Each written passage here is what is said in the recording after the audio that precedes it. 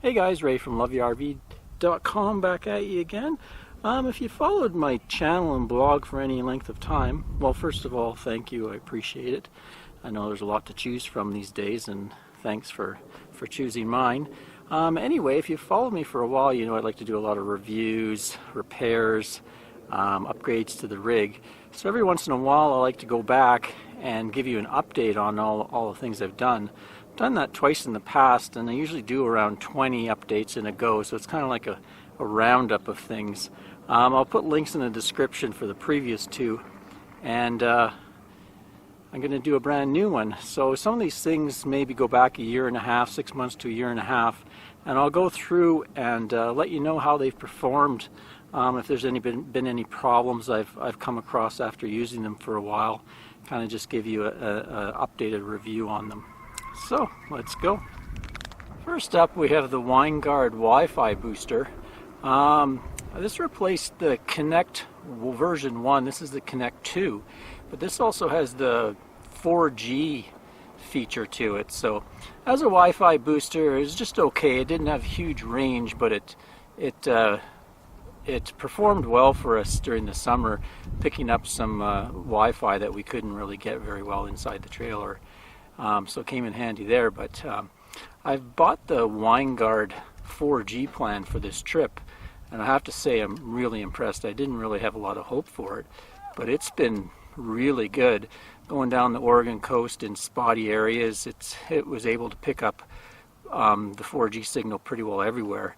You can get a plan. The plan's not too expensive either.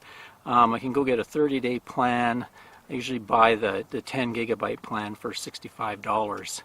I'm not sure what carrier the standard OEM Winegard SIM uses. I think it's AT&T, but you can go in. There's a little window here. You can come up here and unscrew the little window there and insert a different SIM. I think Verizon and AT&T are supported. There may be more now, but yeah, that's been really a thumbs up. And the price was reduced over the version 1. I think the plain Wi-Fi was around $199, and this one was $349. But yeah, it's been surprisingly good. I give that one a thumbs up. It's been handy for us. We carry a Verizon hotspot around, but it's nice to have another option too. Next up is the Easy Tire TPMS that I got. This is the second trip south with it now, and absolutely love it. It's been really good. I haven't had any issues at all with it. This is the little display here. Let's see, T515, and this display, I charge it up and then mount it in the truck, and I don't even bother hardwiring it in or plugging it in the cigarette lighter, because it'll last me a month or two on a charge. What I do is I turn it off between towing and then turn it on just before I'm ready to hook up. It takes maybe 5 to 10 minutes for all the tire sensors to sync up, but I haven't had any glitches or dropouts or anything like that. It's really nice to have the temperature there to kind of monitor the tire temperature. Also on my wheels, being aluminum wheels and attached to the brake drum and hub, if I have any problems with the bearings or brakes, it'll transfer through there and show up on my temperature reading. I haven't had any leak problems with the little sensors that go on there. I really don't regret not getting the pass-through. You can get a pass-through sensor where you can add air without taking it off, but really they come off quite easy, and I don't find I really have to add air much with my tires, so it hasn't been a problem that way. I've gone through lots of desert dust, of course, and going up and down the coast in the fall and spring, I get a lot of water, torrential rains, and I haven't had any leaks or anything, so I'm happy with them that way. As far as battery life, I've had one that died on me. One of the original batteries died, just replaced it, and it was back in business. So far, coming down this trip, the batteries weren't dead yet, but I just replaced them with fresh. They're just little button batteries it takes. They're fairly inexpensive, so I've been happy with the Easy Tire. Some people have reported problems. I remember in the comments some people had problems with the sensors going out, or they had connectivity problems. I think you can get a booster if you have a really long rig, but as far as our truck and trailer setup, it's been fine. Around last Christmas, I reviewed and installed this device called the ladder gadget, and you can see I found my killer application for it. All summer long we had this bird feeder, and it sits right in front of our big back window, so it was really cool to watch the birds every day up close like that. The gadget's been fine, really solid. Of course, it's really well built. It's high grade aluminum. They use stainless hardware on there, so I haven't any rusting issues at all, and it's held firm wherever I put it in. So it's been a goodie. I know when it came out, when I first reviewed it, their introductory price was what, like $139, and I know after my review they figured out that was a little high. They dropped it to $99. Seems to be their price point now. A lot of people, say you can build stuff yourself. Of course you can cobble something together, but I think that looks pretty stylish myself if you have some type of use for it. So yeah, it's worked out good, no problems. I like having it on there, and when it folds down against the ladder, I wrap a Velcro wrap around it to keep it from rattling around on the ladder, and I think they even incorporated that idea, the people who make it, and they ship it out with a Velcro strap as well. Next is my clear source water filters that I installed around the same time as the ladder gadget. So they've been on there about a year. I used them for the full 6 months, well, maybe 5 months of use, but 4 good boondocking months down south here, and they helped clean the water going into the rig. They're a dual stage, very small micron filter on the output stage, so it's kind of peace of mind down here. The water's so hard, and sometimes we're filling up with iffy water. So I've been happy with that. By the looks of the filters, they caught a lot of debris going into the rig. The mounting mod I did has worked out really well. Stays tight on the bumper there. I haven't had any issues with those jugs coming loose at all. Once they're tightened up, they're fine. And I really liked, I got brass quick connects for it, so I can quickly connect my hoses up when I'm filling up. Because we're usually boondogging most of the time, I just put my water hose into there and then run it into the tank, and I know I've got a clear tank of water, so I give a thumbs up on those. The only negative I can say about it is I really didn't like the finish on it. It seems to oxidize very easily, but that's more just an appearance thing. It's not rusting or anything, but you can see there where I rub it to a shiny surface, so it the appearance kind of goes downhill pretty quick when it's mounted outside like that. Last Christmas's stocking stuffer from Anne was these stickers with provinces and states we've visited. So attached it on the rig here. They've held well, no peeling or anything. I like that I put it on the slide, because we generally, because of this big huge window here in the back window, we usually make sure the slide is on the shady side when we're at camp, so that keeps the sun off them. Also, the slide is retracted during travel, so that protects them from road debris and stuff. So they've held up really well. I haven't visited any new provinces or states yet, but now that we have the new, more powerful truck, we should be able to get up to some of the more mountainous regions. They're kind of a cool thing. I've started a lot of conversations with my neighbors. My neighbors see them and they always start chatting about where we visited. So it's a great conversation starter with the RVers that are next door to you, or people walking by. Next is my La Crosse weather station. A lot of people have commented on that. What's that whirly do on top of your rig? So it's got I think it's called an anemometer. Does wind speed, measures temperature and humidity. It's been fun to have. I just have it mounted on that plastic pole, so I take it off when we travel. It's on our checklist to remove it, just so it doesn't fly off the rig or anything. But it's been cool to have. Let me go in and show you the display and update you on the mod I did to that. There we are. So you can see you got your wind speed, and it records, takes a memory of the wind speed. It's nice to have the humidity and the wind speed combined. Between the two, you can kind of figure out how cool it's going to be out and what to wear. You got your internal and external temperatures. Right now we have all in Celsius. You can change it to Fahrenheit. And as far as the light goes here, and the batteries, it came with an AC adapter, and I wanted to run it on DC, but you'd have to run it on batteries, be replacing these little, I think, AAAs all the time. So I installed what they call a buck converter, so it's wired straight into our RV batteries all the time. And so that's about, I think I did that mod close to a year ago, and it's ran fine the whole time, so good there. Things I don't like on this, the thing can't seem to keep track of time for its life. It's always off. I don't know if that's some problem with this microprocessor. It's supposed to actually pick up some clock signals somehow, but it's never right. But I don't really use it much for time. But other than that, it's been pretty good.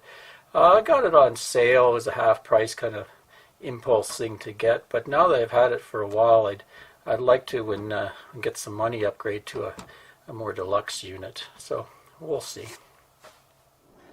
Next is my Viair air compressor that I got for Christmas last year. It's the deluxe version. You're going to get a nice Christmas present, might as well go deluxe, right? So it's the RV version, comes with lots of extra cords so it can go all around the RV.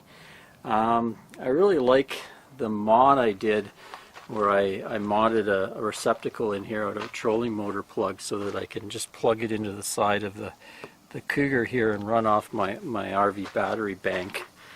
And it's worked well. It's nice and quiet. I'll probably get a little more use out of it as we get more into the desert this year and we start taking advantage of the 4x4 truck.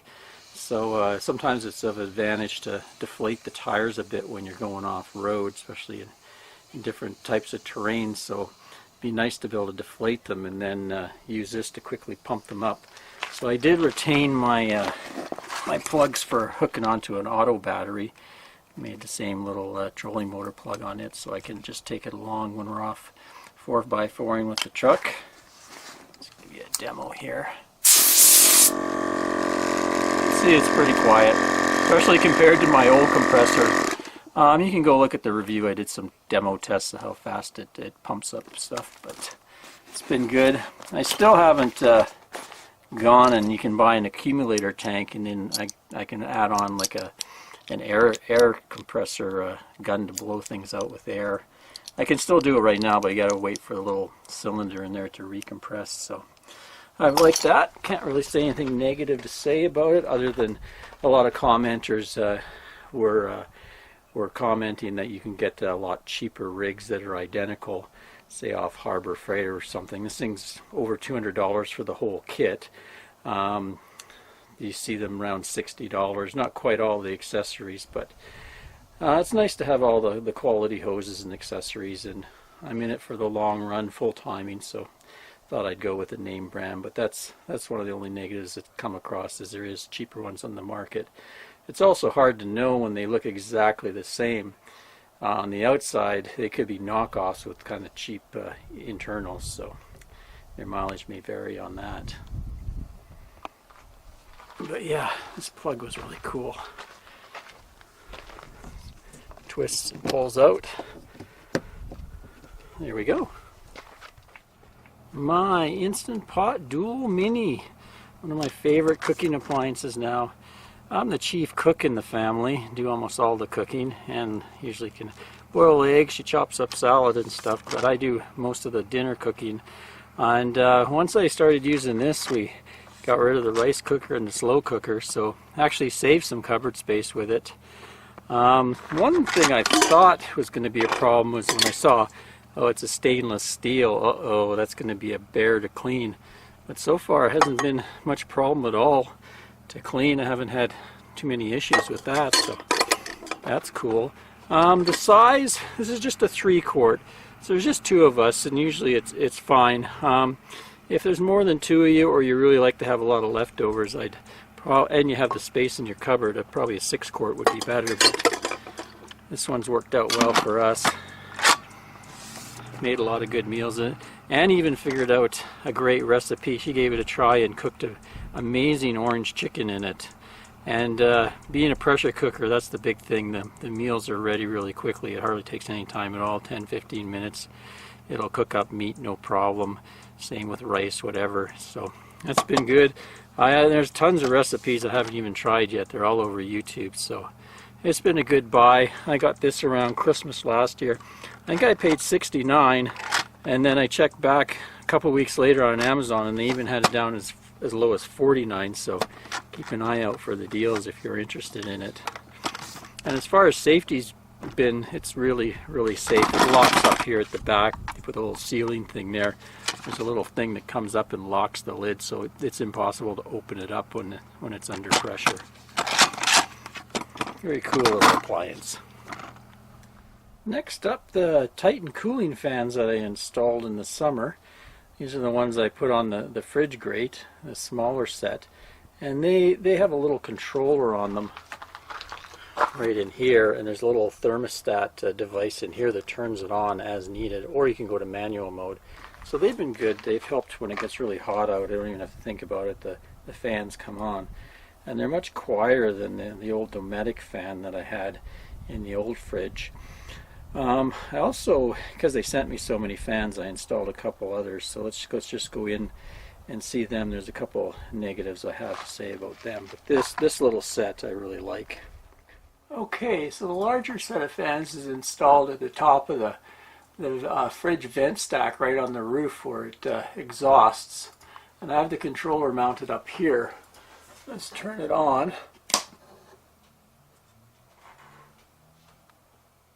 I don't know if you can pick up the tone. It's a very low tone. And usually doesn't hear it. But I guess guys have a lower range of hearing because I kind of hear this very low tone all the time. And I think that's because I mounted it against the plastic shroud. So I'm getting kind of an echoey effect from that. But other than that, it's been good. It really pulls a lot of air out of it. So. And let's go check out the other fan here. This is the other fan they sent me, and it's an exhaust fan for your roof vent. And we use it a lot to get rid of, like when we have a shower and want to get rid of the moisture. Let's turn it on here. Go in out mode. So it has 6 speeds. But you can see, I guess it's something to do with the speed control circuit. You can hear there's kind of it's a strange noise, kind of a whining, clicking noise when it's in a lower speed mode. And that noise drives Ann nuts. She didn't like that noise, she told me. So once it's in full, it's kind of doesn't have the speed control anymore, so you don't really hear that. But especially when you just have it on low like that. Let's go back to 1.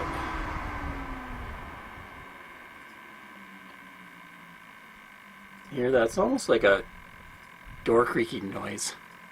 So that's the only really negative I say. It's nice to have the control and everything in and out.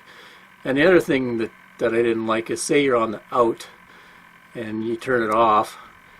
And usually I want to have it on the out to evacuate stuff. Every time I turn it back on, it goes back to the in, and then I have to go back to the out. So kind of a minor quibble there, but other than that, they were pretty quality fans. And when I did the review, I noted how much this plastic smelled really bad. Well, that dissipated after a week or so, and it hasn't been an issue.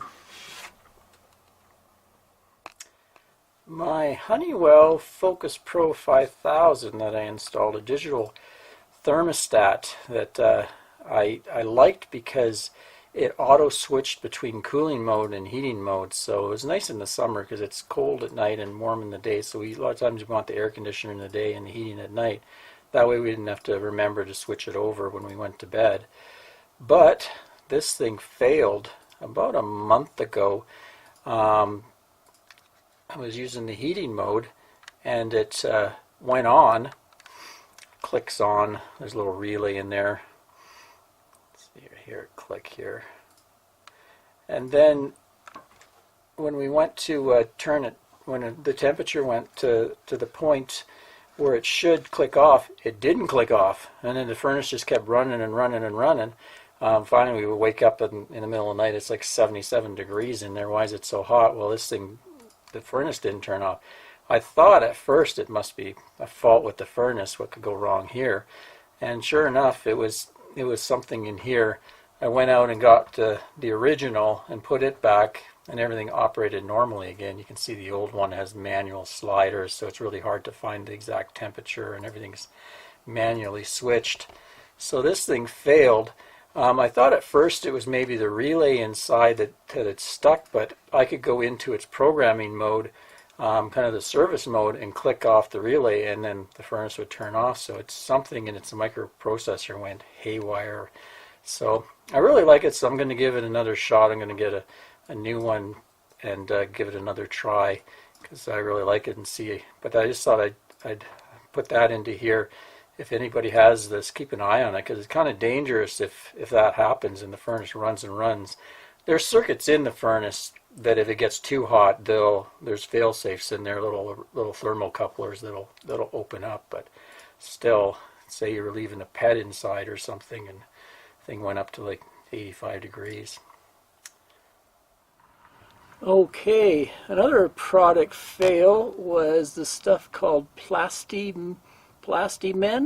If you remember, I had cracks in my black and gray tank last year, so I purchased this stuff and did it as the directions said, and basically kind of painted on the crack.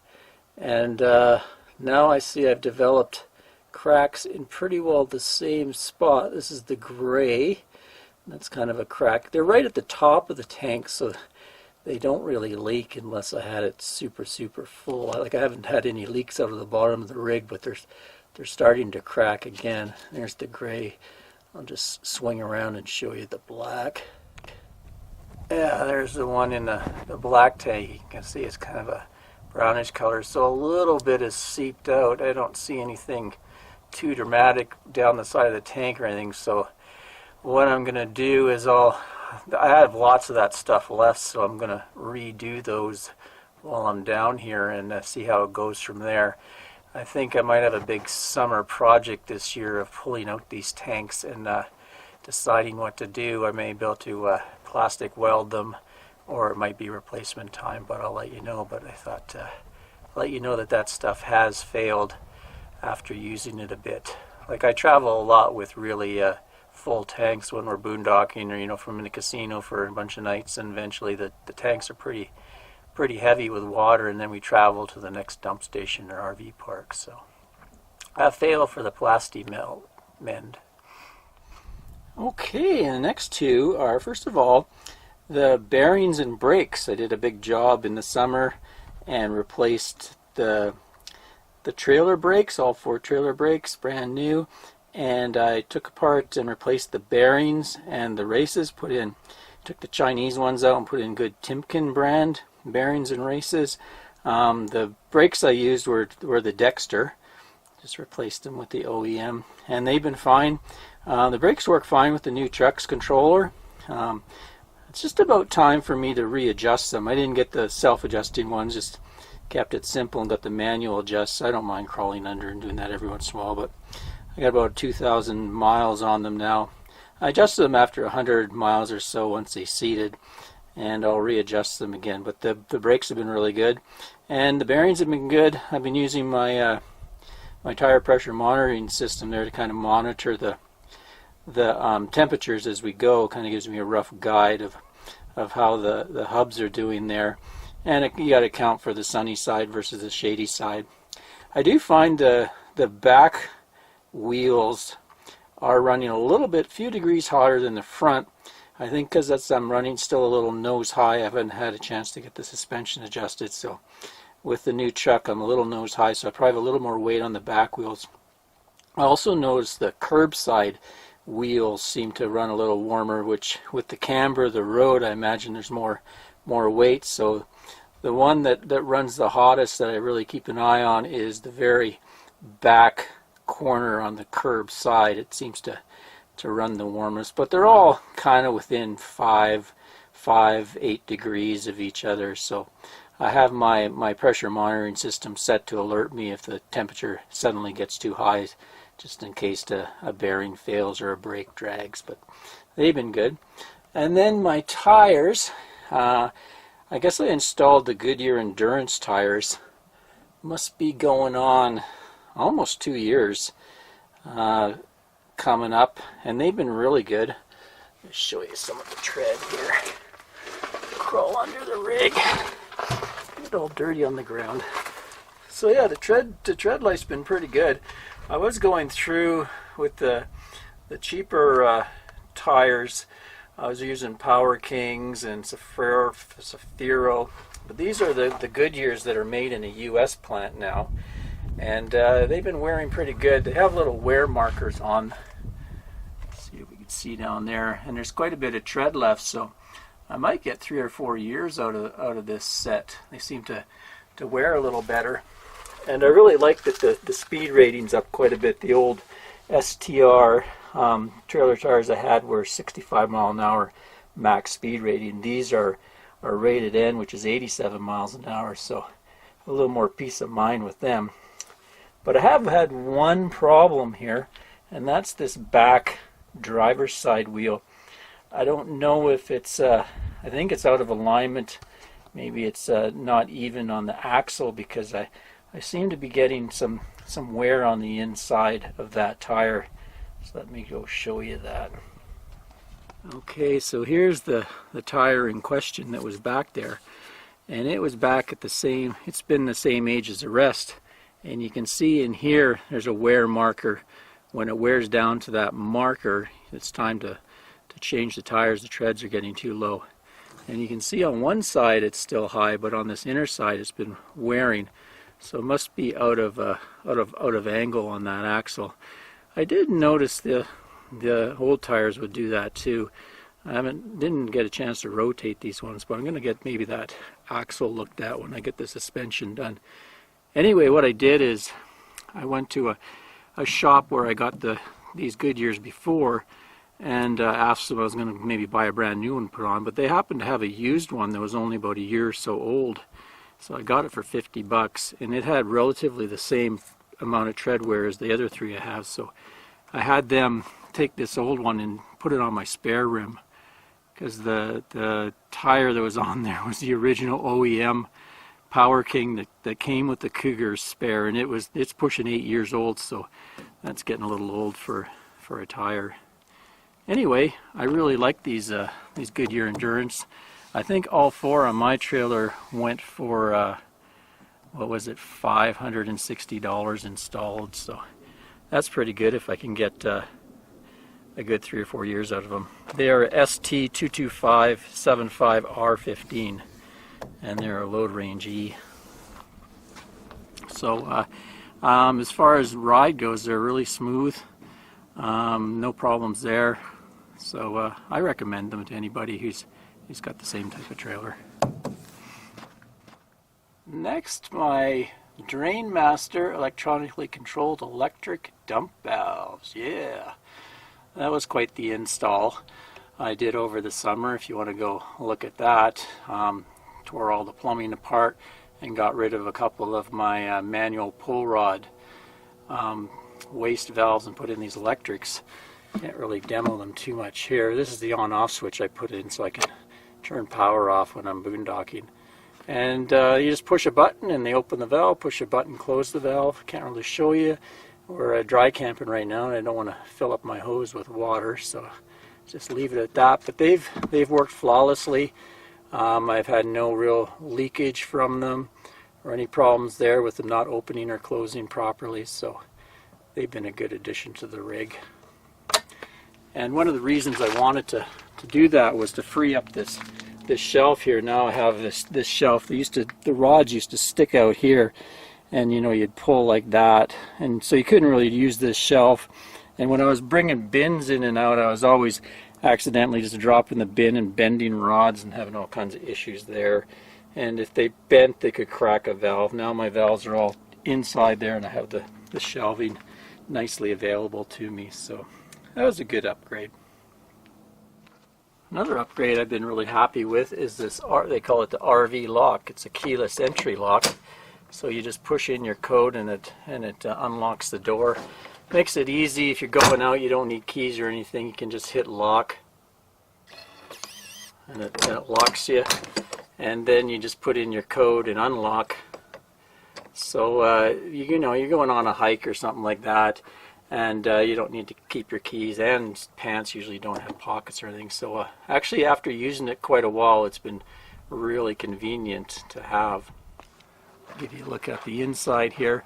So a couple of the qualms I had with it when I first installed it, I thought maybe this plastic would be a little fragile. So far it stood up really well. I thought maybe I might bust it or anything, but it's stood up really well that way. Another thing is the battery life. I wasn't really sure on that. It takes 4 batteries, alkaline batteries. I think they're AA's. I thought, oh, I'm going to be changing batteries all the time, but no, they last pretty long. I think you can get almost up to a year out of a set of batteries. It does have a key fob. We've never really used that. Some people might use it, but it's just as easy to go and use this. I don't know why I'd want the key fob. I guess some people like to be able to lock it from when they're in their car or whatever. What's the other one? Oh, the other one was I really didn't like the sound when you push the keys. It would beep really loud and kind of annoying. So I actually did go in there and mod it and put a muffle on the little speaker in there. And when I did that video, somebody told me, oh, they found out that you could disable the sound by holding the 1 key down for a couple seconds. And sure enough, when I did that, it totally got rid of the beeps. So I'm really happy with that, finding out that. So if you have one of these and you don't like the beeping and you don't know about that, because it wasn't in the manual or anything or published anywhere. So once I found that out, I was really happy. So overall, I'm pleased with it.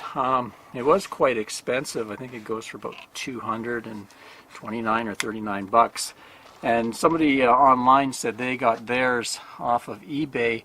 Didn't have the RV lock branding, but they got it for about $100 cheaper. So I've looked around online and I've seen them on Amazon as low as like $113, and they look pretty well identical, but it's hard to know. I can't say for sure whether it's kind of a cheap knockoff, and maybe the inside parts, they cheapen out on the inside parts, so maybe it's a piece of junk, or this company is just buying cheap Chinese locks and then getting them branded, because you can, you know, go to a company in China and say, okay, I want that lock, but I'd like you to put RV lock and a lion on it or whatever. So can't say for sure about that, but I thought I'd let you know the information I found out.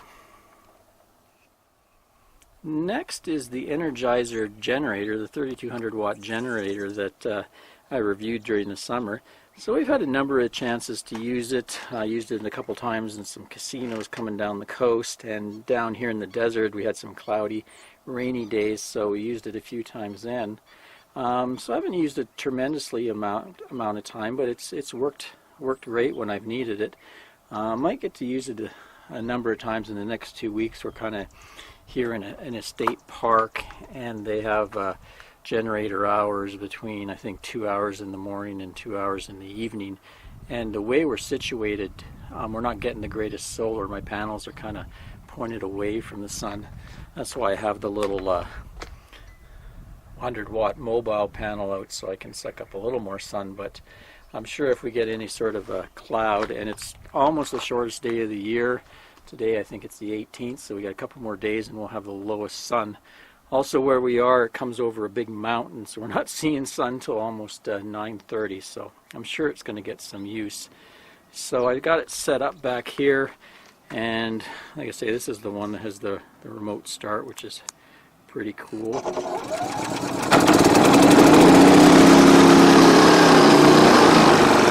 you run it there, what I do is I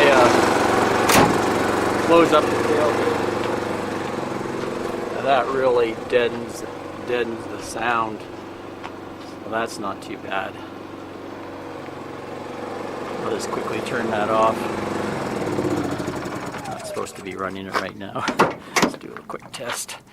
Anyway, the only negative thing I've had is I had the battery fail twice on me where it was dead flat and it wouldn't even turn on. I had to go back to the old, pull cord. And so I recharged the battery using my solar power in the rig, and twice it came back. And I think I figured out what was going on.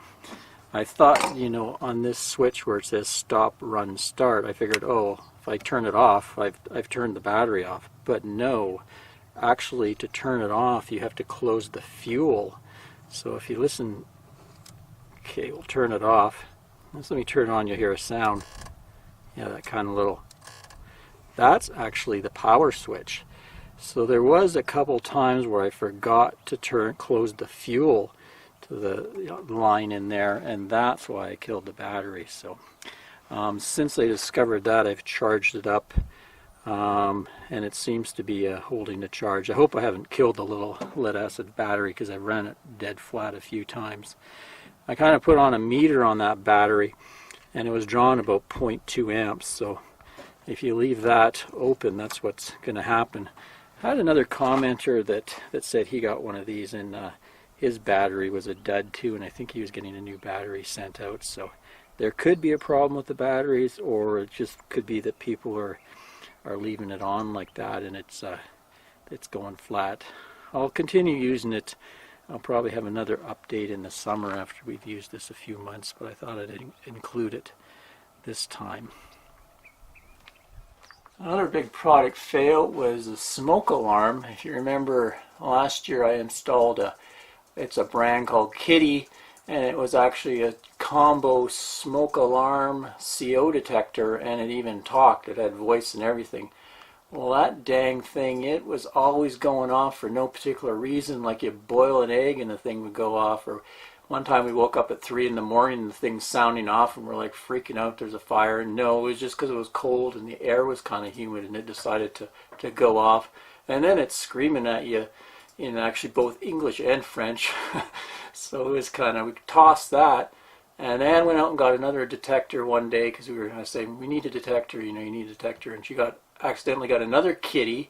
I'm like, okay, well, it's a different model. And sure enough, that thing was doing the same thing. So I replaced it again and got myself a First Alert brand, and it's been fine.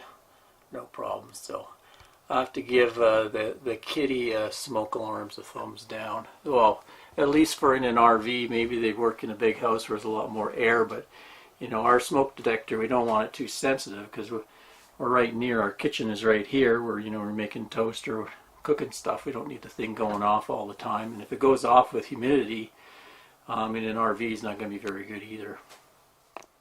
Next, an update on a little mod I did, and installed a filter on the furnace's cold air return, and it's been good. It hasn't sucked itself off. I just attached it with Velcro, and you can see it's been picking up junk in there doing its job, so it's not being recirculated through the rig.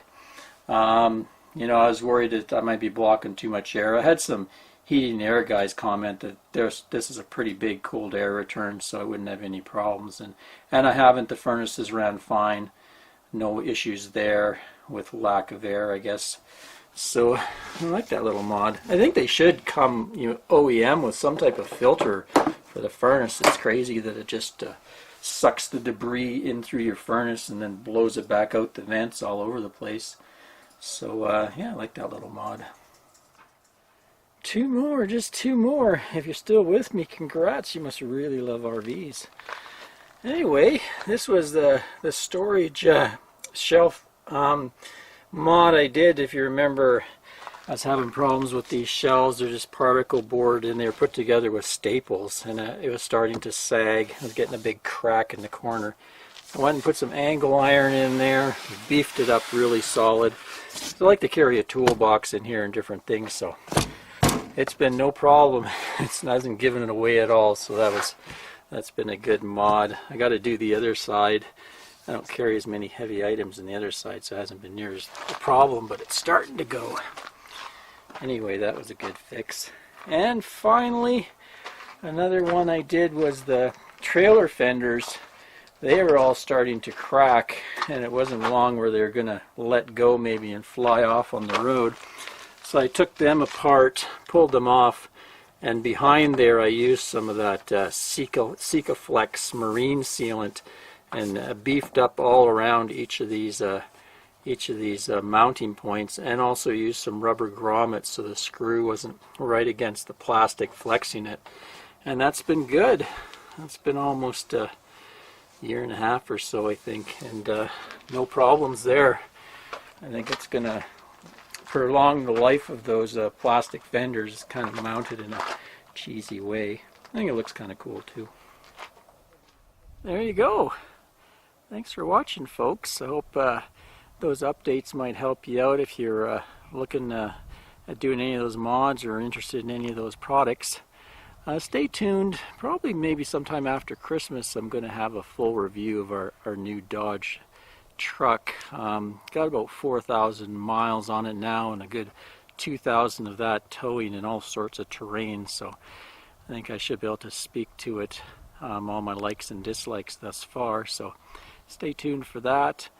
I'm also got a little repair coming up next. I just noticed that the check valve on my freshwater inlet is starting to fail. Notice that the water pump's starting to drive water back out, so I got a new repair to do. Woohoo! Anyway, till next time, Ray from loveyourrv.com. Thanks for watching, folks. Cheers. I gotta like this blue sky and sun.